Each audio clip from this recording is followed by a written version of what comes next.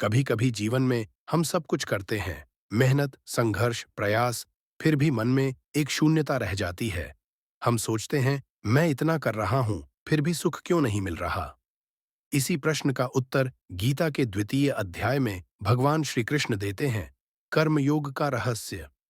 कृष्ण कहते हैं, हे अर्जुन, कर्म करना तेरा अधिकार है, लेकिन उसके फल पर तेरा अधिकार नहीं। तू फल की चिंता Krishna मत कर, says, न ही these कर्म words न are करने में simple to आसक्त hear, हो। but have the ये power to शब्द change सुनने में life. सरल है, Our पर biggest जीवन बदल illusion is देने की this. शक्ति रखते हैं। हमारा सबसे बड़ा भ्रम यही है कि हम कर्म इसलिए करते हैं ताकि हमें कुछ मिले।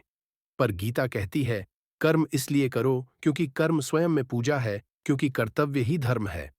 कृष्ण अर्जुन से कहते हैं, जब तू अपने कर्म को केवल परिणाम के लिए करता है, तब तू बंध जाता है, पर जब तू बिना किसी स्वार्थ के कर्म करता है, तब तू मुक्त हो जाता है। कर्मयोग का अर्थ यही है, कर्म में रहकर भी निर्विकार होना, कर्म करते हुए भी शांत रहना, कर्म का फल ईश्वर को अर्पित कर देना।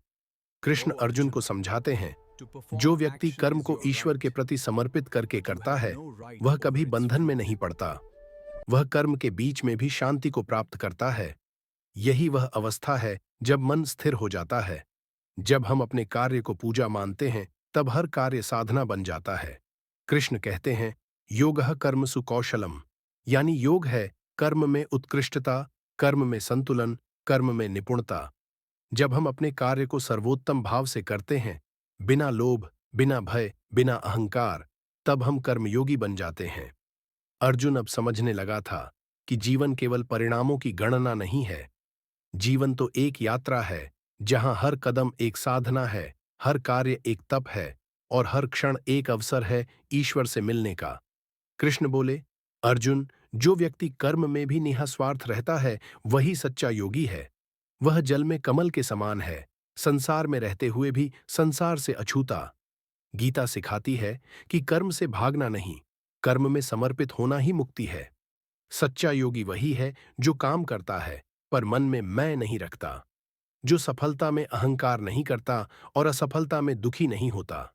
कर्म योग हमें सिखाता है कि जब हम अपने कर्म को ईश्वर को समर्पित कर देते हैं, तब हम न केवल सफलता पाते हैं, बल्कि शांति भी, क्योंकि तब कर्म साधन बन जाता है और जीवन उपासना।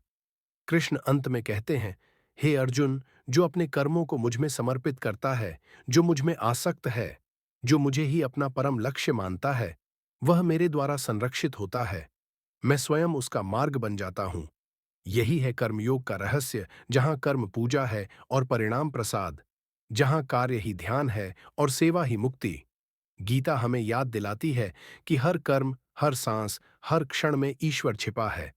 बस आवश्यकता है उसे समर्पण भाव से देखने की।